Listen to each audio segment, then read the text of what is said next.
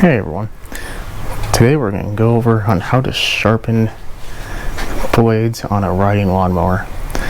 This isn't exactly too complicated, and there's going to be a way I'm going to show, which I'm sure a lot of people are going to say it's unnecessary, but I'm going to go over why I think this is the best way, and well, that's pretty much it. In my opinion, this is the only way. I mean, yes, there are alternatives, but those really should not be done. So the way that I'm going to discuss is this. With a jack. Now, this isn't a normal jack. It's actually a lift meant for riding lawnmowers or zero turns or anything that's larger. It comes with an adjustable side. In addition to that, it's not a step one, it's one you crank. So, we have to figure a couple things out. Why would you do this? Well, in my opinion, like I said, this is the only way to do it. And you can take a normal car jack, you can get ramps.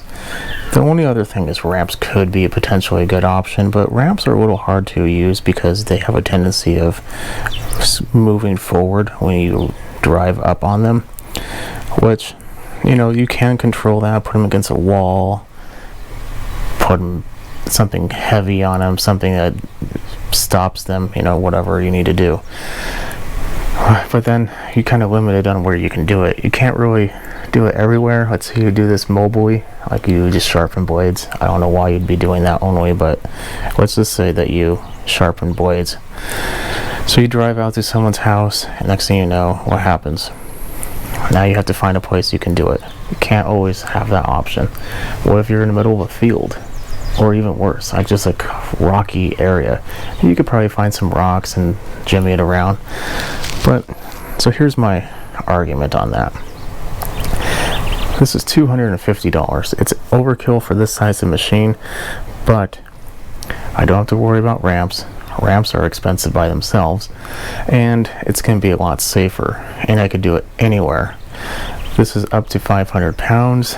That's not the total, it's just the side, what you're lifting. The total tractor, I don't even know what this is rated for. It's probably something horrendously high. But what that means is you're able to do it anywhere. And let's put it in perspective. You're going to be sharp. If you own one, let's say this is your personal machine. You own one. How many times are you going to be sharpening your blade?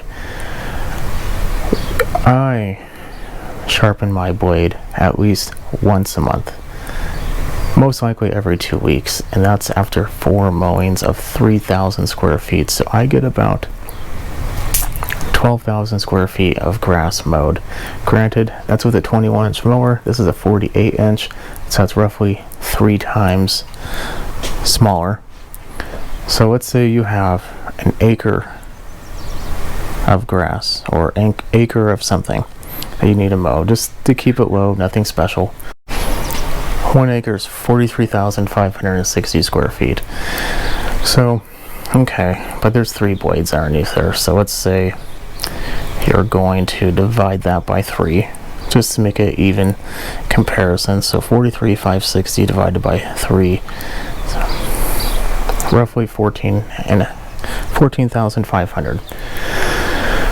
So even if you mowed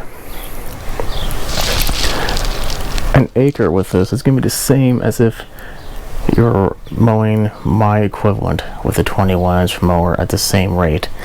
Now, an acre is really not all that much. I could see mowing this pretty easily with an acre. So, point being is you're going to be doing this at least 4 times a year. Do you really want to have to worry about having this fall on you 4 times a year? No, you don't want to do that. You want to get it done. You want to have it safe. You want to do it when you want to, how you want to. And let's put this in perspective as well. Just to walk out the door with a riding mower, brand new, is probably going to be closer to the range of at least $1,800. At the bare minimum, no thrills, just what you need. That's it. So if you're going to be spending additional $250 to to be honest, that's a pretty small percentage of what you already spent. That's probably not going to break the bank. So when you buy one, you need to buy this type of jack. So now that I discussed why I think this is the only way, the benefits of doing it this way, it's going to be safer, it's going to be easier, it can be mobile, and you don't have to really question anything. Like there's really no hiccups here. Like the only thing that's hard is just like driving it on there, and even then the belt isn't even on this one because I'm changing the belt and I'm waiting for the new one to come in. Hopefully in an hour or two the store will have it, but in the meantime I'm going to sharpen the blades, so I just pulled this thing on there. It's not impossible. So you could do a whole lot of easier ways. So how do you do it? Well, I'm not going to show exactly on how to use the jack. I'm going to show why you need to buy a jack. So I'm going to jack this up. Some will have straps. This one does have straps, and for whatever reason I can't find it. But a couple of things you want to do. One, you most definitely want to raise the deck all the way up. So you shouldn't have the deck down at all. It should be the highest position. That way, usually you have a bar for stability that goes underneath the deck, and if it's down, you're probably going to be running into it. You're not going to be able to fit the machine underneath the wheels. Two, you're going to want some type of stops. I have rubber stops in the back that are meant for this type of thing.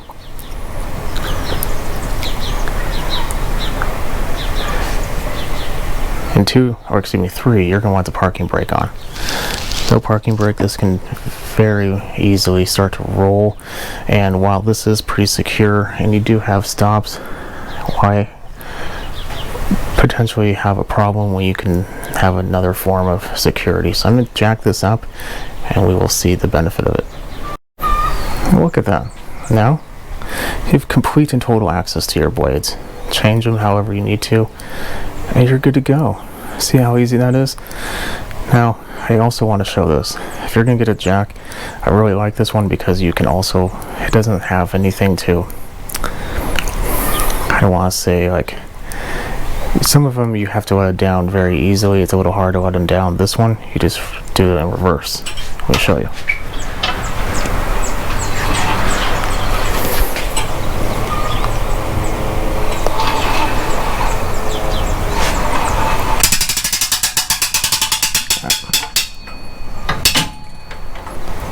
There we go. Forgot to release it.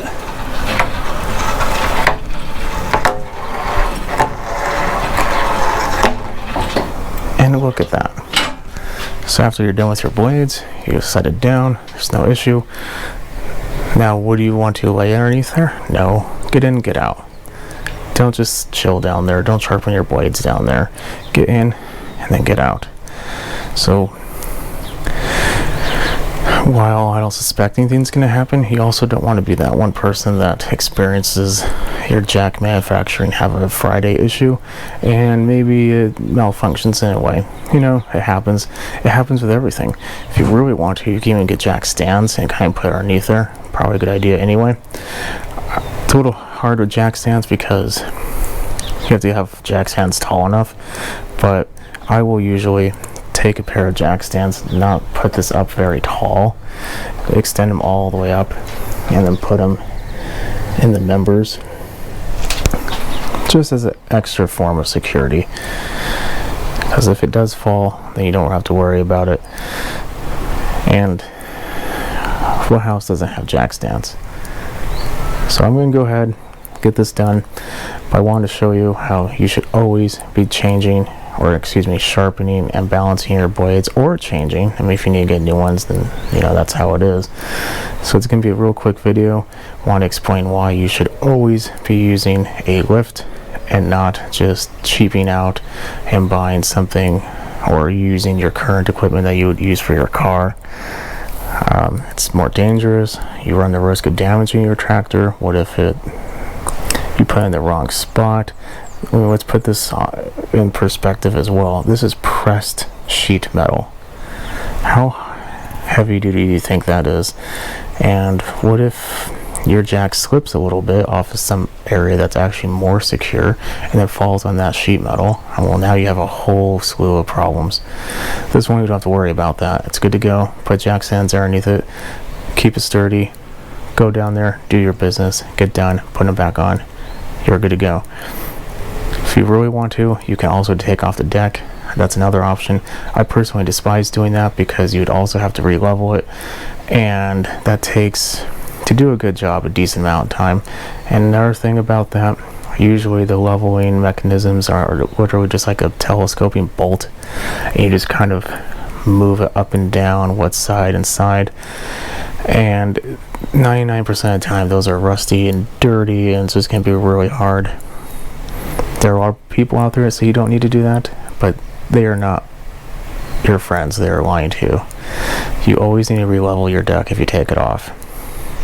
Just what happens, there's a little minute differences every time, will be noticeable. Probably to most people, no, but I have noticed it, and I don't really like it. So another reason why I like doing it this way, we don't have to worry about the deck at all. We just get in, get out, done, we're finished. Okay, well, that's gonna be the end of this one. If this helped you out, let me know. Put a thumbs up, definitely subscribe. If you want any information on the jack, I'd be happy to give it to you. In fact, let me just tell you the name right now. Excuse me, this is a Mojack MJ Pro, 750 pounds. I also got this one because you can buy an optional